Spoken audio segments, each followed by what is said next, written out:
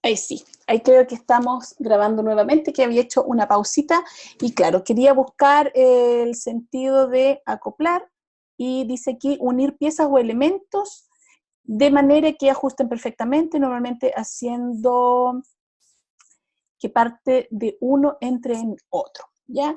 Entonces esto tiene que ver más con acoplar, encajar. A veces se usa en sentido figurado para hacer alusión a que, por ejemplo, hay una relación acoplada, o un equipo que está acoplado, ¿ya? Porque ha encajado, pero no necesariamente es sinónimo de adecuar, ¿ya? Y tampoco es el contexto en el que se expresa. Podría ser adecuar, afinar. Ok, afinar, porque afinar estamos pensando que es una especie de modificación o de adecuación para mejorar, ¿no es cierto? Para detallar un resultado. Pero en este caso, entre afinar y acomodar, es mucho más directa la acepción de acomodar para adecuar. Y la alternativa D la descartamos definitivamente porque no se produce ninguna relación de sinonimia entre adecuar y cuidar. Entonces, alteramos, o sea, descartamos alterar, acoplar y afinar. Vamos con el siguiente ejercicio.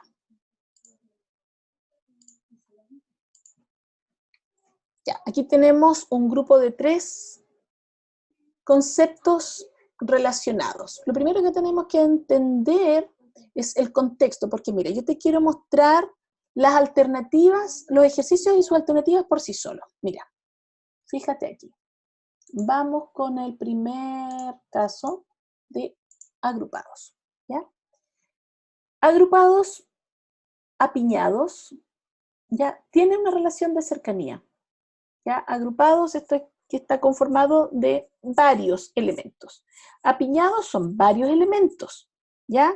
Pero que no necesariamente están agrupados, sino que están amontonados, unos muy encima, muy ajustados con los otros. En ese sentido, por ejemplo, la palabra apiñados, aquí, está asociado con amontonados, ¿ya? Con aglomerados, ¿no es cierto? Pero aglomerado es una gran cantidad de elementos apilados, esto es gran cantidad de elementos unos por sobre otros, ¿no es cierto? Hacer como apilar, como poner uno tras otro, como una columna, y reunidos también implica varios elementos que están juntos, ¿ya? Por lo tanto, ¿cómo voy a saber en qué sentido se está hablando la palabra agrupado? O sea, con solo mirarlo, todos tienen en común la presencia de varios elementos, ¿no es cierto? Cambian la forma en cómo estos elementos se asocian, si se apiñan, se aglomeran o se apilan, o simplemente se reúnen, ¿ya? Por eso es que va a ser fundamental que tengas en presencia el contexto. Quiero que te fijes, por ejemplo, ahora en el ejercicio 13. La palabra clave es gestos. Pero quiero que te fijes a continuación. Una mueca es un gesto. Una seña es un gesto. Un mohín también es un gesto. Una carantoña y un aspavientos también es un gesto. Los 5 son gestos. La pregunta es, ¿qué tipo de gesto y en qué contexto voy a usar la palabra gesto para saber a qué se refiere cada una de estas? ¿Ya? Ahora, en casos como este ejercicio 13, ¿qué es lo importante? Que tú seas capaz de precisar cuál es la diferencia entre mueca, carantoña, mohín, aspaviento y señas. Entonces, no esperes que necesariamente yo te lo explique, que lo puedo hacer si tú me lo preguntas, pero tú tienes ahí tu instrumento, tu diccionario electrónico, vas a buscar una a una las definiciones, las vas anotando y te vas haciendo una idea de cada uno de estos conceptos. Fíjate ahora en la palabra tarima. Tarima, ¿cómo lo entendemos? Como una cosa, algo concreto, ¿no es cierto?, que presenta un desnivel respecto al suelo, que podría ser un estrado, que podría ser un escenario. Fíjate que aquí se asocia con suelo, claramente se asocia con suelo, pero no es lo mismo tarima y suelo, porque suelo es a ras de suelo, a ras, y tarima es sobre suelo. Por lo tanto, aunque esté cercano, la descartamos.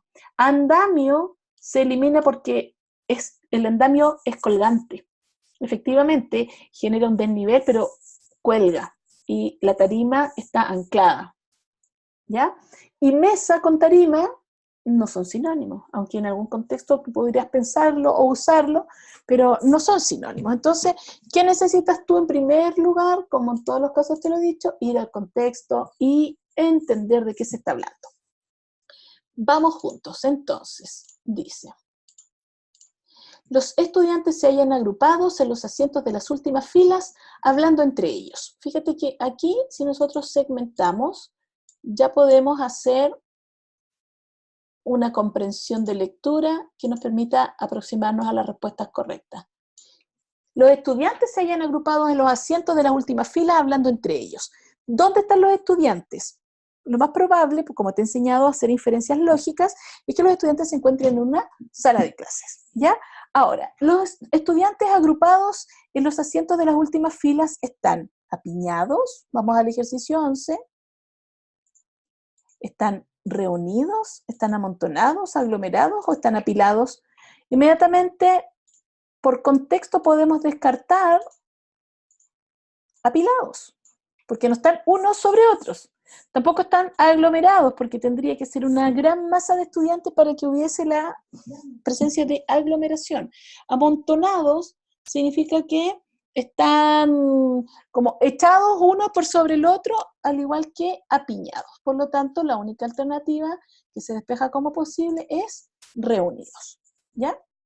Fíjate, la profesora los mira, sonríe, sube a la tarima, deja los papeles y el bolso sobre la mesa, baja de la tarima, se acerca a los estudiantes y mirándolos con una sonrisa irónica, mientras con los brazos les hace gestos para que se acerquen adelante, empieza a hablar. O sea, imagínate y visualiza la escena, una sala de clase donde están todos los estudiantes agrupados, ¿no es cierto?, o reunidos atrás, llega la profesora, deja sus cosas sobre la mesa, sube a la tarima, baja a la tarima, los llama, ¿ya? Entonces, ¿dónde estamos? En una sala de clases. Por lo tanto, vamos aquí a la palabra tarima, ¿ya? ¿Es posible que esta tarima sea un escenario? Inmediatamente descartamos, porque tú te das cuenta que no es lo mismo estar en una sala de clases que estar en un escenario. Descartamos suelo, porque no tenía que ver con el concepto de tarima. Descartamos andamio, descartamos mesa, y nos tenemos que quedar con estrado, que entendemos que es la parte de que sobresale dentro de la sala, ¿no es cierto?, para que el profesor se pueda disponer a hacer su clase. Vamos un poquito de contexto. La tarima fue durante muchísimos años un recurso que se utilizaba dentro de las salas de clase, que se ponía debajo de la pizarra y permitía efectivamente que el profesor se subiera a esta tarima para, uno, tener mayor visibilidad, ¿no es cierto?, mayor control de la disciplina, pero también tenía una connotación de autoridad, darle al profesor la autoridad, esto que el profesor está en un nivel distinto que los estudiantes para impartir la clase por sus conocimientos, por su jerarquía, etc. Luego de la reforma del año 90, te estoy aquí dando un dato anexo, un paréntesis cultural, las tarimas se eliminaron de las salas de clase por considerarse que ya no eran coherentes con el perfil de profesor que se quería levantar y construir. Una persona que más que un espacio de autoridad dentro de la sala fuera un facilitador de aprendizajes. Se eliminaron todas las tarimas de las salas de clase y ya no están presentes, por eso es que es probable que ustedes no las asocien al contexto de clase y de cómo efectivamente funcionaban en su tiempo. Así que si por ahí buscan salas con tarima, van a tener mayor precisión, una imagen más concreta de esto que les estoy contando. Bueno, entonces nos quedamos con la alternativa A, estrado. Y tú te fijas ahora, por ejemplo, podríamos pensar que el estrado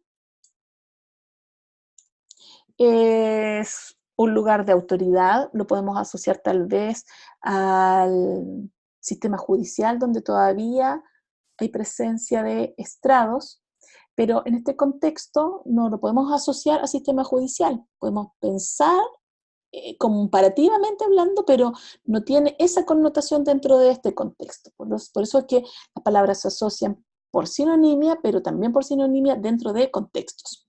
Y lo mismo pasa, la misma aplicación es válida para el ejercicio sobre los gestos, porque tú no puedes pensar que en este contexto la profesora se pone a hacerle muecas a los estudiantes. Si la profesora dice, los mira con una sonrisa irónica, así como tal vez diciendo tanto desorden o tanta indisciplina, o creen que se van a quedar ahí toda la clase, qué sé yo. La profesora se ríe, pero les dice, venga, porque ella tiene el control y necesita que los estudiantes avancen, ¿ya? Se acerquen hacia adelante. En ese sentido, entonces, descartamos la palabra muecas, porque ¿qué es una mueca? Una mueca son gestos que se hacen con la cara, ¿ya? Que es sinónimo directo de mohines. Los mohines también son... A ver, déjame, voy a poner en pausa o dame un segundito porque me entró una duda. Déjame validar aquí. Moin. Claro, también es una mueca, sí, que se hace con la cara, pero en particular para expresar desagrado o enfado, ¿ya? Y dice aquí que se hace particularmente con los labios, así como cuando hacemos expresiones de estar disgustados, ¿ya? Hacemos pucheros, tiramos la trompita, como se dice, eso sería un mohín. Y una carantoña, alternativa B, también es una especie de gesto, pero ahora vinculada a una demostración de cariño, exagerada, y que se usa muchas veces para conseguir algo. Ya poner carita, así como la carita del gato con botas, que busca persuadir principalmente, busca conseguir algo del otro o de la otra persona, ¿ya? Y los aspavientos, que tampoco es la alternativa correcta, es una expresión que se hace de forma exagerada para expresar afectos o sentimientos, ¿ya? Es una demostración excesiva o exagerada de sentimientos, de afectos o de sensaciones, ¿ya? Por lo tanto, la única alternativa correcta asociable a este contexto es señas. Entonces nos quedamos con señas, nos quedamos con 12A estrado y 11B reunidos. ¿Cómo vamos hasta aquí, chicos?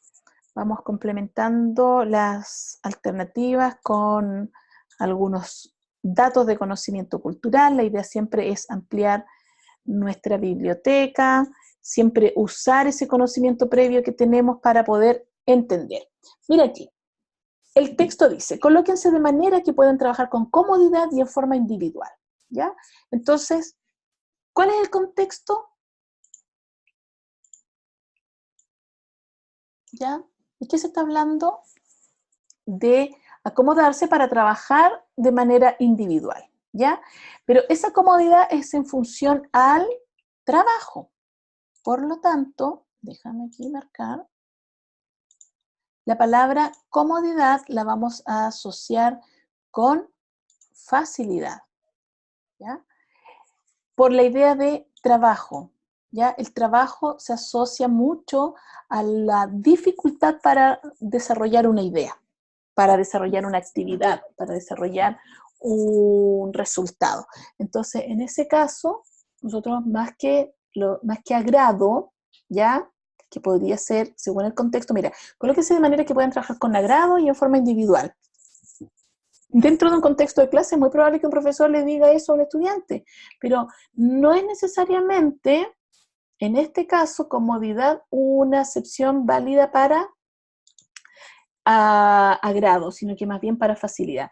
Ahora, por ejemplo, si yo vengo cansada, llego a un lugar donde hay un sillón cómodo, un sillón donde me siento que puedo descansar, probablemente voy a sentir agrado. ¿Te fijas? Por eso que hago el paralelo con la alternativa del ejercicio 14. Pero para este caso, la comodidad no pasa por el agrado, pasa por la facilidad. En otros casos, podría asociar comodidad con agrado. Descartamos entonces la alternativa E, ¿ya? Y ojo, descarto utilidad, bienestar y conformidad porque no son sinónimos de comodidad y no aplican directamente a el contexto asociado al trabajar. Se acerca, por ejemplo, comodidad con bienestar, porque si yo estoy cómodo, me siento bien, pero no son necesariamente conceptos sinónimos, son proximidades semánticas como les he explicado en otros ejercicios, palabras que se relacionan entre sí, pero que no necesariamente son sinónimas. Y para el caso del ejercicio individual, alternativa 15 y último ejercicio, nos vamos a asociar con la palabra B particular, porque dice, colóquense de manera que puedan trabajar con comodidad y en forma individual, personal, individual. ¿Te fijas? Entonces, por ejemplo, no alude en este caso a la idea de privado. No es que tú tienes que trabajar de forma privada, puedes estar con todos a tu alrededor, pero trabajando de manera individual. Unitario es un término que alude más bien al plano material, a las cosas, por lo tanto no aplica a la persona. Individual y peculiar en algunos contextos se asocian, aunque no son sinónimos entre sí.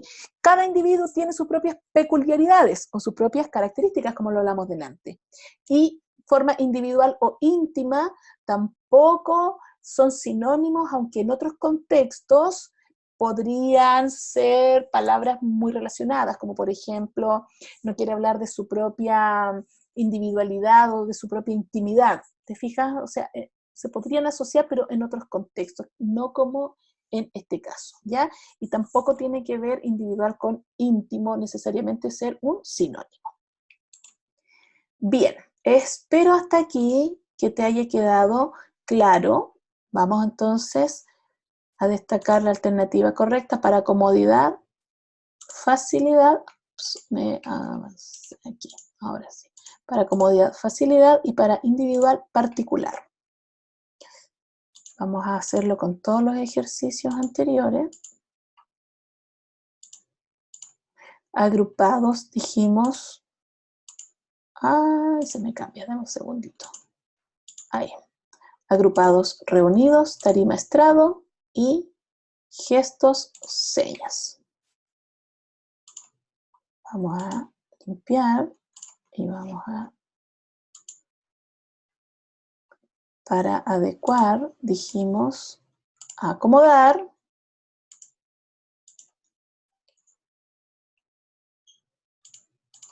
para jerga dijimos lenguaje y para cohesión, unión.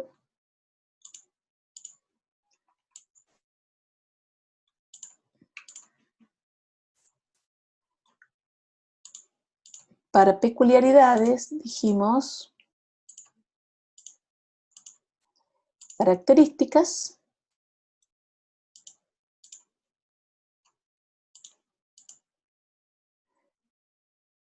Para malsonantes dijimos ofensivas y para vulgarismos groserías.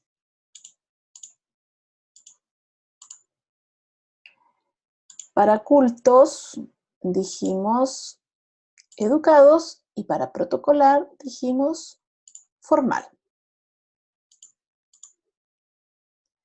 Finalmente,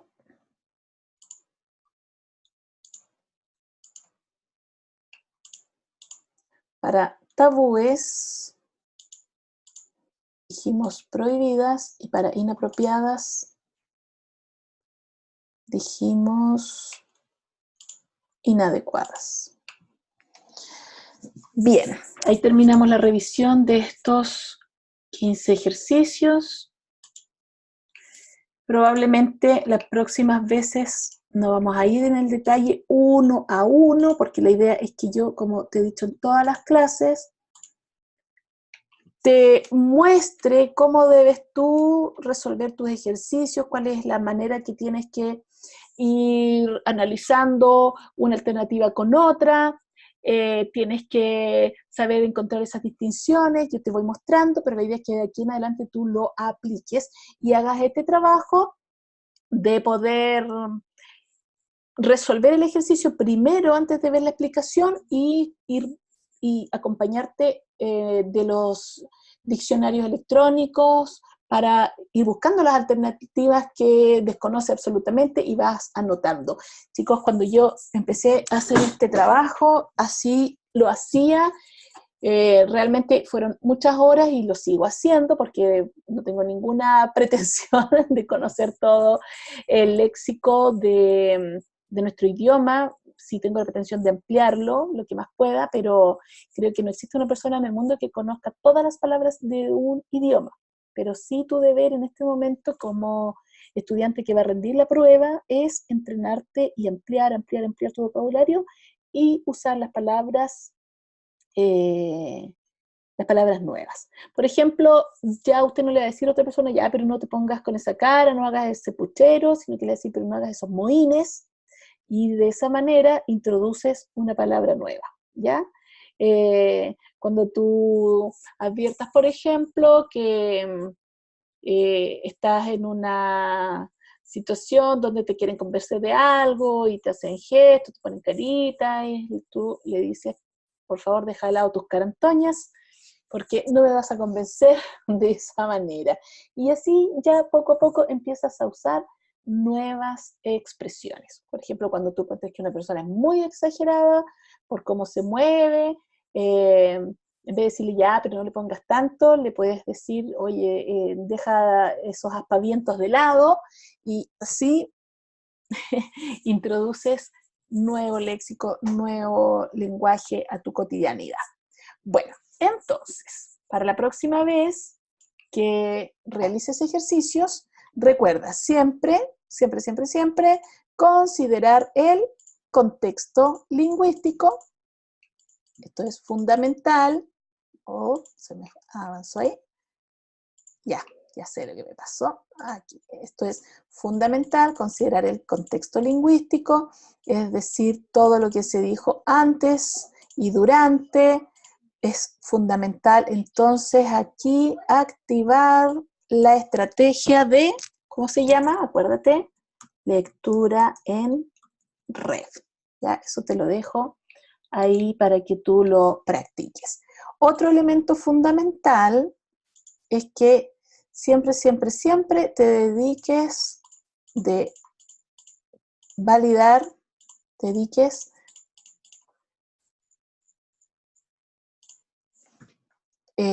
a validar si efectivamente existe sinonimia entre la palabra guía y la respuesta correcta. Eso es fundamental. Si no validas que hay sinonimia, podría todo el esfuerzo no servir de nada. Y finalmente triangular la respuesta correcta, ¿ya? O sea, lo que te acabo de explicar, que son dos procedimientos que no se hacen por sí solos. No es que yo miro o evalúo el contexto o yo me preocupo de si la palabra es o no es sinónima, ¿ya? El corazón de la resolución está aquí, en validar, triangulando para ambos lados. Es respuesta correcta porque cuadra con el contexto y además cuadra con la relación de sinonimia.